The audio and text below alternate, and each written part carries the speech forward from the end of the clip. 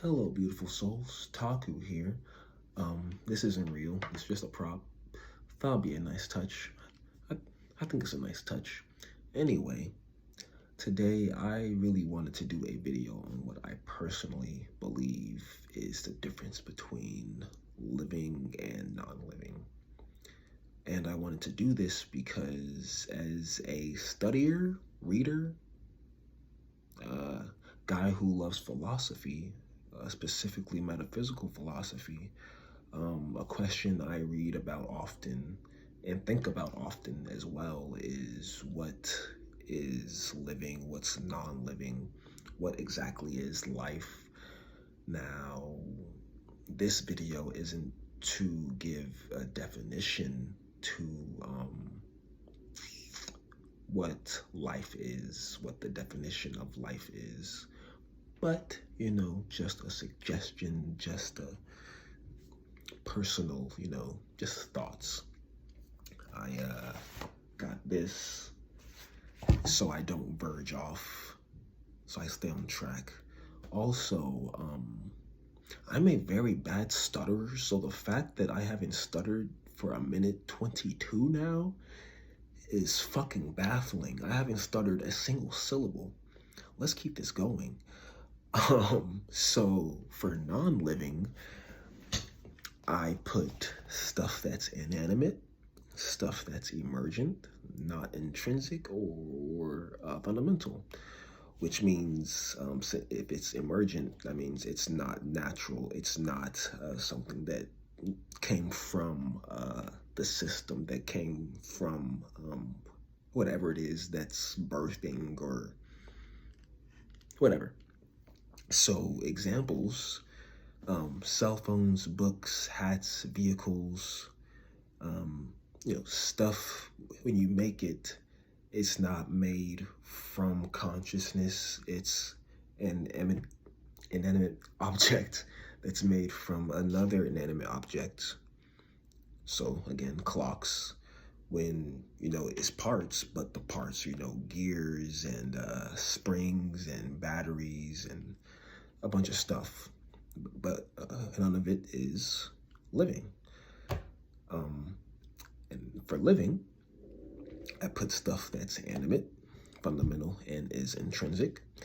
And when this is made or created, the maker or creator itself, whether human, animal, jellyfish, why did I say jellyfish? Whale, anyway, contains some level of sentience, some level of consciousness, because when something that contains consciousness, contains sentience, creates life, that's why that life also has some level of sentience, some level of consciousness. And I specifically say some level of sentience because there's levels to sentience.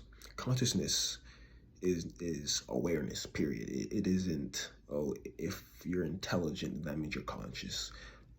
Consciousness is just awareness.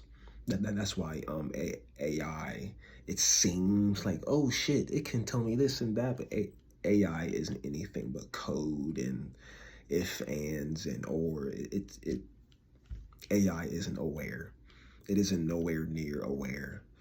But consciousness is awareness. That's why a cockroach, it can, be crawling. You poke it, it stops. And it may not be our level of sentient, but it's still conscious. That's also why I believe plants are conscious, trees are conscious, but folks believe that because they don't make audible sound waves with flaps, that they're not talking. A lot of folks believe that since their brains aren't meat sacks and have synapses and all that they don't have brains. And even though they do react to stimuli, they do communicate with each other. We literally know that trees communicate with each other, plants communicate with each other.